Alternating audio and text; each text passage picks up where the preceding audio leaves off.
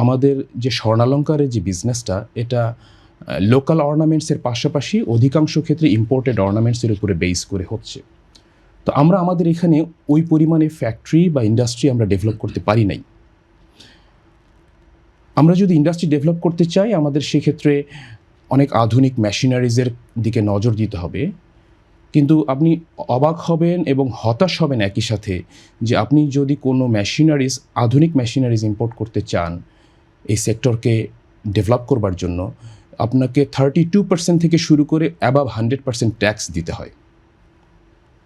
আমরা দেখে এসেছি একটা নতুন সেক্টর আমাদের দেশে কিভাবে একদম আস্তে আস্তে বিকশিত হয়েছে গত 15, 20, 25 বছরে।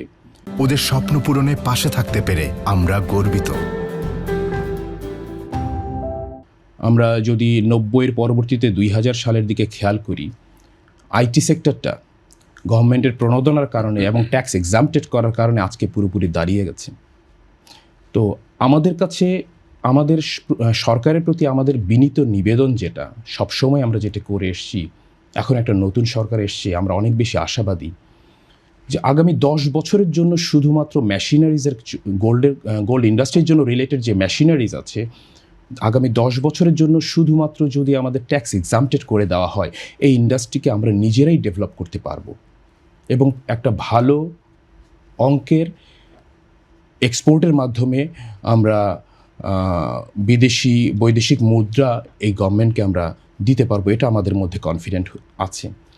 একটা জিনিস আপনি খেয়াল করে দেখেন যে এই ইন্ডাস্ট্রিটা আজকের না, বাংলাদেশের জন্ম আজকে 54 বছর, কিন্তু শুধুমাত্র এই ইন্ডাস্ট্রিটা অনেক প্রাচীন।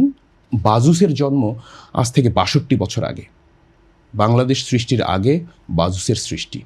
সেই হিসাবে আমরা এগিয়ে যেতে পারি না। এখানে আমাদের একটা বিশাল বড় হতাশা আছে, প্রচণ্ড রকম একটা হতাশা আছে। তাই আজকে আমি আমার কথাই বলবো যে আমরা আগামী 10 বছরের জন্য যদি গভর্নমেন্ট আমাদেরকে শুধু মেশিনারিজের জন্য ট্যাক্স এক্সাম্পটেড করে দেয়, আমরা এগিয়ে যেতে পারবো ইনশাল্লাহ।